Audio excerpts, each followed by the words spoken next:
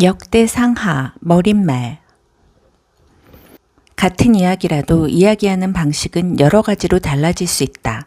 이스라엘 왕들의 이야기는 먼저 사무엘서와 열왕기에 등장했다. 그로부터 100여 년 후 같은 이야기를 다른 목소리, 다른 관점에서 이야기한 책이 바로 역대기다. 앞의 내용 중 얼마가 빠지고 상당한 양의 내용이 추가되었지만 누구라도 같은 이야기임을 쉽게 알 수 있다. 그러나 과거 권위 있는 저술들, 창세기부터 열왕기까지 시대 이래로 이스라엘의 운명은 상당한 변화를 겪었다. 이제 하나님의 백성은 그들을 하나님의 백성이 되게 한 가치를 상실할 위험에 처해 있다. 돌이켜보면 그들의 역사는 강대국들이 끊임없는 침략으로 점철되어 왔다. 아시리아와 이집트, 바빌론과 페르시아가 잇따라 출현하여 세상을 좌지우지했다. 이제도 이스라엘 백성의 운명은 외세에 저당 잡힌 상황이고 내부적으로도 잡다한 종교 문제에 발목이 잡혀 있다. 그들은 과연 이대로 멸절되고 말 것인가? 이때 한 저자가 아마 에스라일 것이다.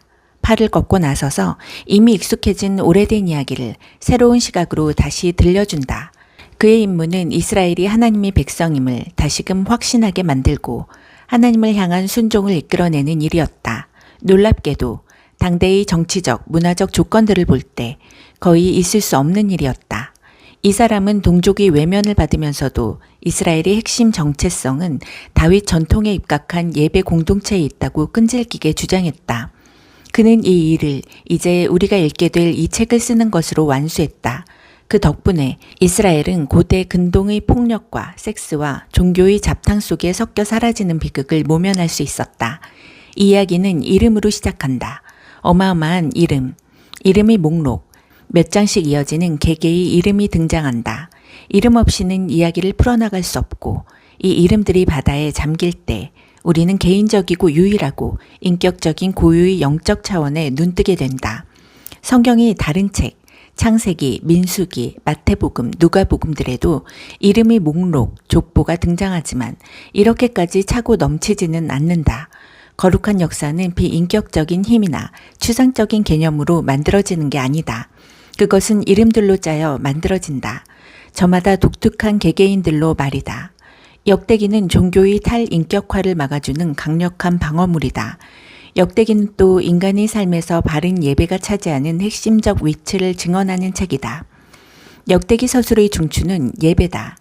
예배 장소, 예루살렘 성전, 예배 사역자들, 제사장과 레위인들, 예배 음악, 성악과 기악, 그리고 예배의 장인이자 예배의 충실한 수호자인 다윗 왕의 역할에 대한 이야기가 이 책의 중심을 이룬다.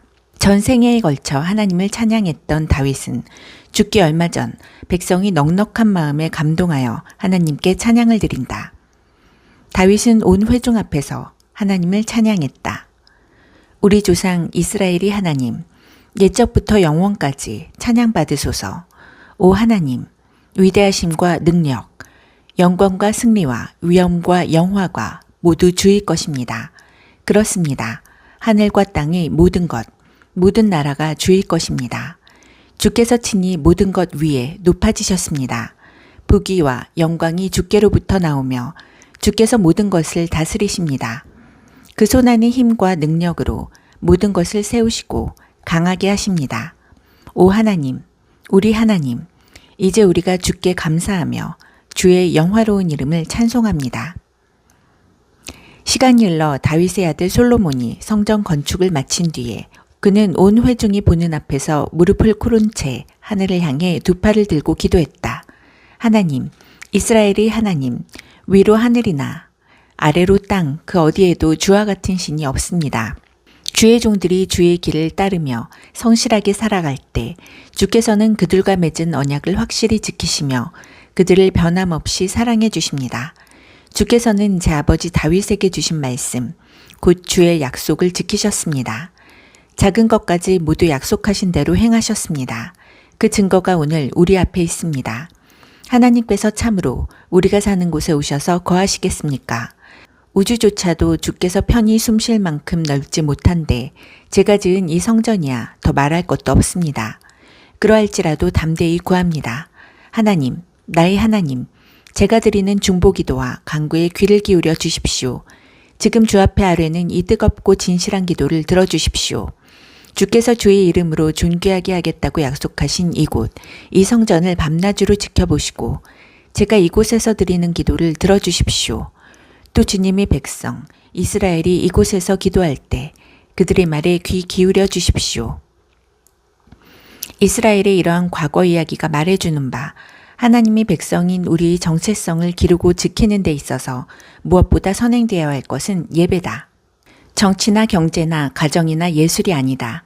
또한 예배를 준비하고 드리는 일에 있어서 그때그때의 기분이나 운에 맡겨도 좋을 만큼 사소하게 여겨도 될 것은 아무것도 없다.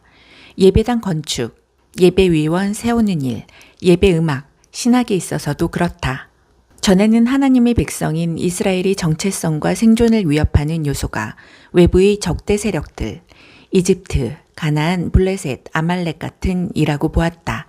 그러나 정말 중요한 것이 무엇인지를 따져 묻는 이 책에 따르면 이스라엘에게 무엇보다 중요한 것은 올바르고 충실한 예배다. 하나님의 백성은 근본적으로 정치 공동체도, 군사 공동체도, 경제 공동체도 아니다.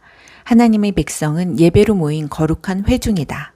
모세의 뿌리를 둔 다윗 전통의 예배를 잃어버리는 것은 곧 거룩한 백성의 와해를 의미한다. 주변 문화의 대중적 세속 예배에 미혹되어 거기 빠져드는 일 역시 거룩한 백성의 멸절로 이어진다. 이 책을 읽다가 이 책의 이름 목록에서 자기 이름을 발견하게 될 독자는 많지 않을 것이다. 또 여기에 묘사된 성전과 건축학적으로 유사한 예배당을 가진 지역교회 회중도 많지 않을 것이다. 레위 족속 가운데서 찬양대원과 예배위원을 모집하고 임명할 수 있는 교회들 역시 많지 않을 것이다. 그렇다면 남는 것은 무엇인가? 예배가 남는다. 그리고 이름들이 남는다.